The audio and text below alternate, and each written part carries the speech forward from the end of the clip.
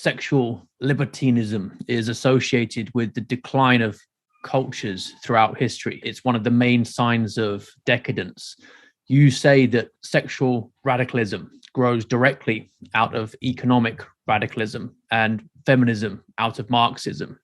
And that was paired with an interesting insight that sexual self-control lies at the foundation of every successful civilization.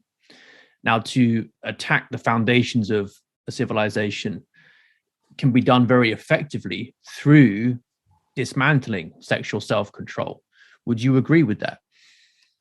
Yes, I would very much so. I think this is true. And you look at, I mean, some societies have taken it to extremes.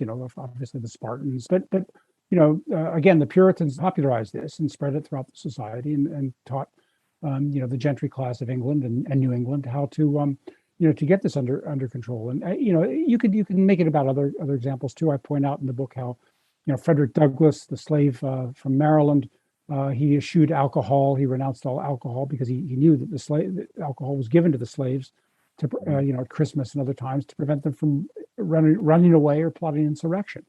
So he knew, again, that to invoke the cliche that self-government requires self-control. So, being a gentleman, and I stress this in the book, it's not just a matter of, knowing how to pass the dinner plates or, how to blow your nose or shine your shoes. It really is an ethic, and it always has been, an ethic of ruling.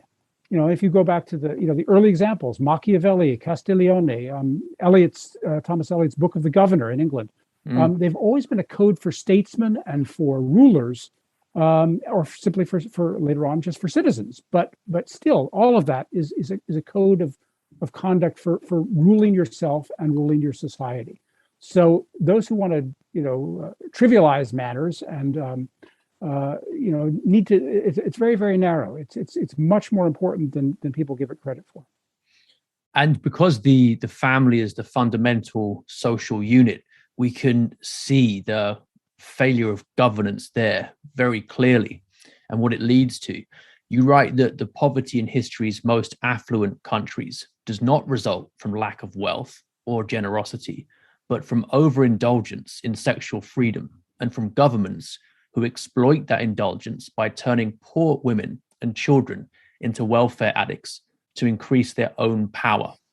Now, people need to realize that what this really implies is that the choice for women and children isn't really between patriarchy or no patriarchy.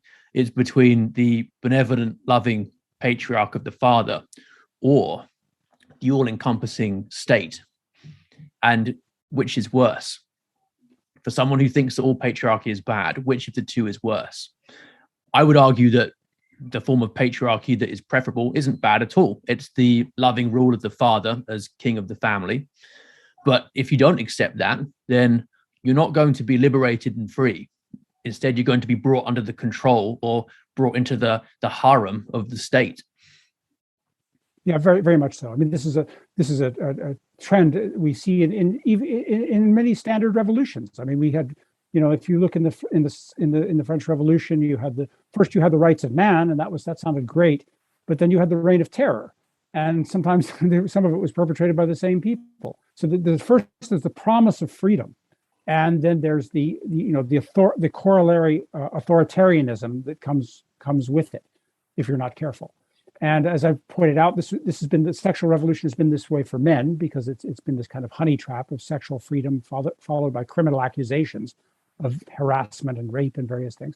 But you're right, it's also a trap for women in many ways too, and children.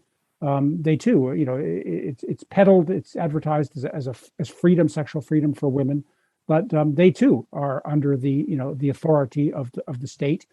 In many cases, very many examples of this, I've spoken to conferences where the social workers come. The first thing they do is remove the father, and sometimes at the instigation of the mother, through divorce, and they kick the father out of the house, and they help the mother kick the father out of the house, and then they turn around and take the children away from the mother. Too, it's like so you have to be careful. The lawyers, the social workers, the judges. First the welfare industry, and then after that the divorce industry, many times the same, are highly authoritarian, and they don't they're no respecter of persons. They don't like men, and they don't like fathers. But they also don't, they'll come down hard on women as well, and on children as well, and they'll put them in abusive foster care situations. So you're right. It's in many ways a kind of honey trap for everyone.